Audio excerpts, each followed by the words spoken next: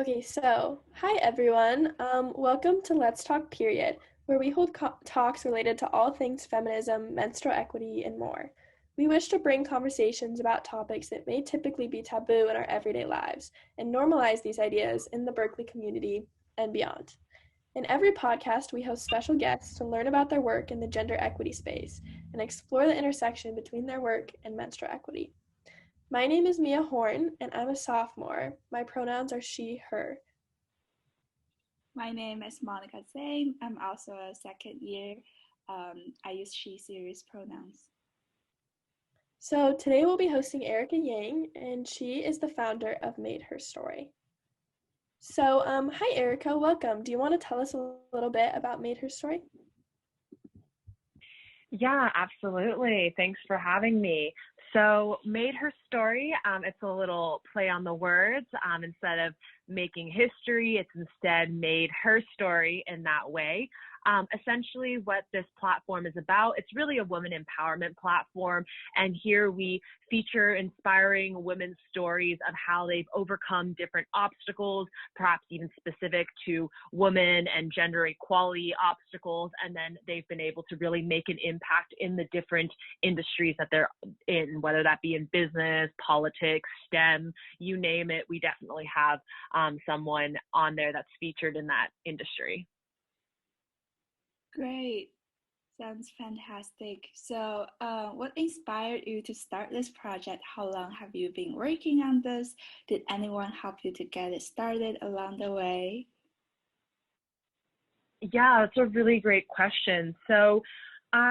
To start off with, I created this back in, I'd say, April 2020, end of March. So, as you know, that was pretty much the beginning of quarantine. And I would say that really goes hand in hand with what inspired me to start this project. I think it was, really during the start of quarantine, a lot of people were unsure of what was going on. They were hesitant. And I think through that time, I really, bonded with my peers through almost this common theme of just not really knowing what's going on, sometimes even feeling a little hopelessness because of the pandemic and everything. And from that, I really found like such a strong community of women around me. And the more I dug into, their stories and talking to them, I really heard all these amazing things that they had to say, or these amazing things that they had overcome that I had no idea about. Because a lot of the time, social media paints this very perfect picture. You go on Instagram and you see these perfect feeds and girls with like the perfect life, but you never know like deep down like what's actually going on and what obstacles that they've had to overcome. So Made Her Story really humanizes these women, but also paints them as a very much inspiration to other women out there to be able to accomplish their goals. And as far as did anyone help me along the way? Absolutely. I want to give like a huge shout out and credit, I think, to my sister, Shishi. She definitely was a huge support, always helping me along the way. And she actually works in the entertainment industry too. So she understands a lot about that sector. And she just really helped motivate me and push me to take the final step to actually create a platform like this. Yeah, that's really interesting and really cool. I thought it was really interesting what you said about how a lot of the people that we see on social media are more like glamorized, but through your Instagram, you're telling a more real story. So it's cool how you're using Instagram to show a more real side of things, I think. So yeah, really interesting. My next question would just be, what have you learned about from the women you've interviewed? Just what have you learned from them in general, and then more specifically, have you learned anything about menstrual equity from them? Yeah, that's a really great question too. So first off, to answer your first question, learned about them from them in general. So many different things, right? I've learned from any woman from any walk of life. I've learned from so many people from diverse backgrounds. I've like learned from women who are founders of organizations, or I've learned from, female engineers who are making an impact in the STEM community. Or I've also like talked to these female athletes who are, 5-time state champions, but also like really paving the way in their, industry in this case. So definitely there's just so much inspiration there. And I think the most common theme that I've learned from all of these women is really that, again, the outside appearance may not be it may be a little bit misleading sometimes, and there's so much more depth to the stories that they have. A lot of people tend to see a person as, oh, they founded this organization and they're really successful, but they didn't know the obstacles that they had to go through, like the sleepless nights, or all the really huge obstacles that they had to overcome in their professional and personal life, and then maybe even some specific issues personally being a woman themselves that they had to overcome in their workspace. So that really has inspired me personally. And also it's amazing to see how impactful it can be when, a person or female comes on to our platform, tells their story, and then they even feel empowered themselves by telling the story. And then they go on to do even more amazing stuff. Like I know this one girl, she, actually was able to come onto our platform, tell her story, and now she's one of the youngest people ever running for her school board district, just at the age of 18 or 19 years old. So it's really empowering to see them do that. Now, in terms of your second part of your question, learned more about menstrual equality, things like that, menstrual equity, really. I definitely think that there have been a few amazing women that I featured who are actually the founder of certain organizations. I do maybe want to shout out, there's some called fullstop.org, and they're really just about, teaching people that menstrual blood, is not something that should be disgusting, but instead, really should be normalized. It should be talked about. Women shouldn't be ashamed to, address these types of perfectly natural biological system that happens in a woman, and also should be provided, with the types of, I was going to say materials, but I'd say in this case very much so tampons and pads that women ultimately need as something that we can't control in our bodies. It's just a natural process of life. So I definitely think that I've learned a lot regarding those issues, and also have thought a lot more too about what it means to be a woman and what it means to actually want that gender equality and gap to close. Yeah, that's great. I totally agree with what you said, that people sometimes just look at women's appearance and only their outside, and ignoring what they went through, the obstacles they overcame. And yeah, that's something for sure has to be changed. And also for the menstrual equity part, I love that. And actually providing free tampons and menstrual products are one of the goals that our club, the Period Project, is addressing. We are trying to provide these free products on campus, and we really hope to achieve this goal by the end of next semester. And yeah, thanks so much for sharing your personal thoughts about this. And you mentioned this a little bit, but you interview a lot of interesting women with different backgrounds and stories. Do you is there one lesson you've taken from these interviews? Are there any interesting stories that you want to share with us? Yeah, definitely.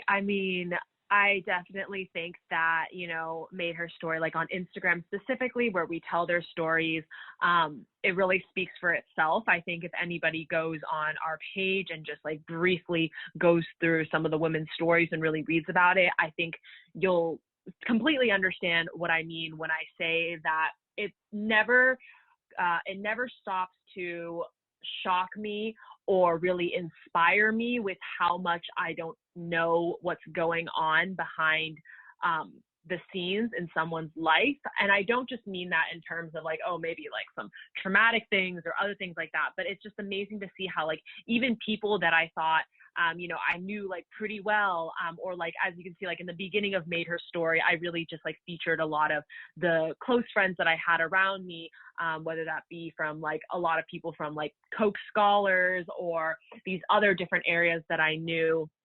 I thought I really knew them well, and I thought I knew their story well, and they were just really impressive females who had made their mark in the industry. But at the end of the day, when I really read their stories, and I have them like tell me their story so that I can, feature them on Made Her Story, I don't realize like, oh, how much that they've been through, or like maybe there's like a personal little anecdote that they have to make them who they are today. For instance, without kind of really naming names and going deep into it, I knew that there was this one friend of mine, ultimately she was the founder of an organization, and I always really admired her for creating her own organization and really starting it up. And this organization was mainly for helping people from different backgrounds to be able to access the same equal opportunities, especially minorities. But I didn't realize that behind the scenes, it was because of her own personal experience of being like rejected from a lot of different programs based on her like kind of race, or being rejected because she was just considered like a pretty girl and wasn't much smarter than that she actually created and founded an organization like that. So it's so amazing to me and inspirational to constantly see what these women have overcome. And I truly believe like they are some of the most powerful people that I know for overcoming it. So that continues to just inspire me, and I learn from them every single day and motivated by it, really. Yeah, wow, that sounds so inspirational and such a cool project, and good way to just learn things about different people from different backgrounds and share those. So yeah, I guess my question is just how does your project relate specifically to the Berkeley community? Yeah, that's a really interesting question. So in this case, relating specifically to the Berkeley community, I wouldn't say that when I started Made Her Story or anything, it actually had to do with Berkeley directly, but I think there have been like two common themes that have kind of come out from doing Made Her Story to actually like sourcing the people. So the first one's kind of short and simple. The first part that relates kind of to the Berkeley community, I think because I myself am a UC Berkeley student, there have been a lot of inspirational people who I've met along the way who also go to UC Berkeley. And so a lot of the times I'll go ahead and ask them to, tell me their story, and then I feature them on Made Her Story, and then they go and spread their story among the Berkeley community. So a lot of other women in the Berkeley community also get inspired and have, kind of like message me like, oh, wow, I love what you're doing. Or, I message them, or they're like really on board with what Made Her Story's mission is. So in that way, I think it's positively affected the Berkeley community based on just kind of word of mouth and knowing other people, because I myself am a Berkeley student. Now, the second way that I think this project relates specifically to Berkeley community, and this is more of a personal thought and something that I've thought about as I've actually, worked on Made Her Story and grew it to the way that it is today, is that I think personally, Berkeley kind of has a bit of a, for lack of a better term, like toxic culture when it comes to a lot of like the workspace, or, getting the jobs or getting the internships, things like that. And a lot of the time, I think sometimes people may focus too much on like the quantitative side of things, or getting like that, scoring that right, like corporate internship, things like that, so that they can reach their goals. But it doesn't foster too much like creativity or fostering a lot of, inspirational stories to really make an impact, rather than just going for like A, B, and C types of jobs. So for me in general, I think creating this platform was a really great way for me to even realize like there's so many people out there who are making an impact in their own types of ways through, creating an organization or through doing something that they're passionate about. Like success is not like just one singular idea, nor is it a linear path. And there are so many ways to be successful. And I think sometimes Berkeley doesn't like foster that, or at least what I've been a part of doesn't really foster that creativity. So I think that with Made Her Story, I hope that I can inspire even more people in the Berkeley community to not think that success is just like a singular path in that way. Yeah, that's such an important point. I mean, I agree with you. I think that there is some parts of Berkeley culture that make it really toxic and unnecessarily competitive. So yeah, I think that's a really powerful impact and really good point.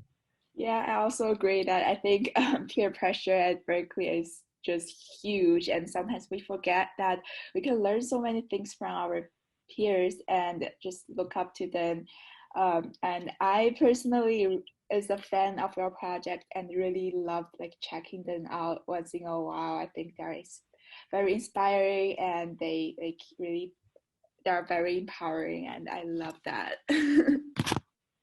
Yeah, I mean, thanks for saying that. Oh, sorry about like yeah, thanks for saying that. I think one thing that you guys have also reminded me is just that I think the one part too on Berkeley's campus that I'm glad that Made Her Story can provide is that I think again it fosters such like a competitive environment where it's almost like some people have described it as cutthroat, and it almost seems like, okay, in order to be the best or be successful you have to really like weed out your competitors, you have to be better than your peers, and that creates like not a sense of collaboration at all. And instead I think Made Her Story is also to really inspire, right, but also like unite women everywhere, and just make them realize that, okay, like there's room for all of us on this board to be successful. Like it doesn't have to be one way or another. And I think Berkeley just doesn't quite do enough of a good job of like expressing that sentiment. And therefore, like I've seen a lot of times like women putting down other women, or even it's not even exclusive to gender. It's just the topic that we're speaking on, right? For sure, for sure. Also, I think the timing you start this project is perfect. Like, during a pandemic, I think it is a time when like everybody needs support the most, and this project is just wonderful. Yeah, no, I Yeah, thank completely you agree. so much. I also just like love the design of the Instagram. I think it's so pretty to look at.